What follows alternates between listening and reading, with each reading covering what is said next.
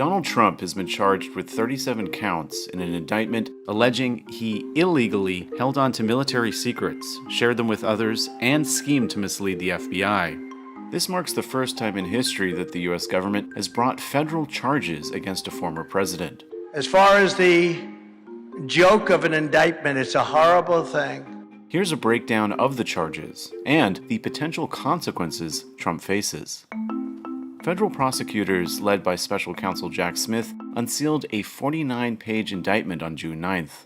We have one set of laws in this country, and they apply to everyone.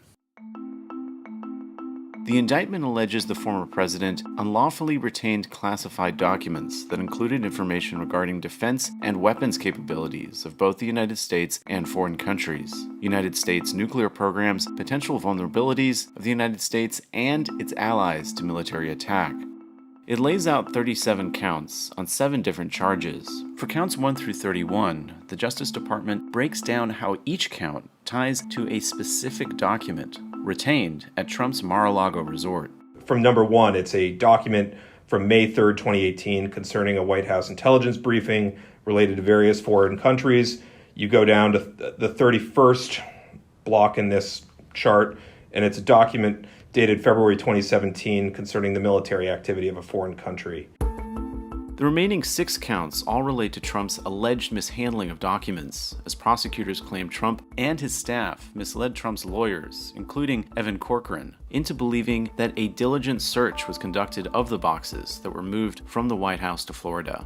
And what the indictment details is this allegation that in early June of last year, Evan Corcoran came down to Mar-a-Lago planning to essentially comb through these boxes. And not long before he shows up, Trump gives Walt Nauta, this personal aide of his, this direction to remove boxes from the storage room and take them up to his residence. Neither Trump nor Walt Nauta mentioned all this movement to Evan Corcoran when he shows up in early June and goes through these documents, calls the FBI and says, come down and pick these up.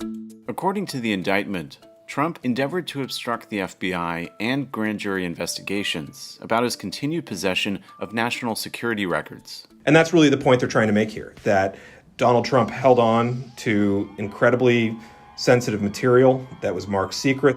Trump has repeatedly denied any wrongdoing in the handling of documents at Mar-a-Lago. When it comes to your documents, did you ever show those classified documents to anyone? Not really. I would have the right to. By the way, they were declassified What do you mean, not really? after. Not that I can think of. Let me just tell you, I have the absolute right to do whatever I want with them. Prosecutors paint a different picture in the indictment. It states an audio recording of Trump indicates he showed what he described as a highly confidential Department of Defense document to people without a security clearance. Trump said, "As president, I could have declassified it. And now I can't, but this is still secret," according to the indictment.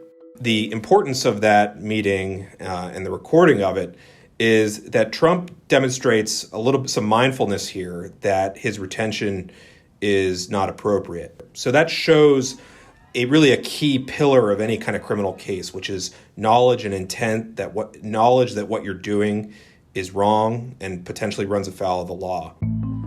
On June 8th, Trump announced on his social media platform Truth Social that he was being indicted and declared his innocence. And they come after Donald Trump, weaponizing the Justice Department, weaponizing the FBI. We can't let this continue to go on. For each count, Trump could receive a maximum $250,000 fine and prison terms ranging from 5 years to 20 years. But even if tried and convicted, he is unlikely to receive the top penalties. But the reality of federal cases is that the statutory maximums are really never what are imposed in cases. It's often a fraction of them.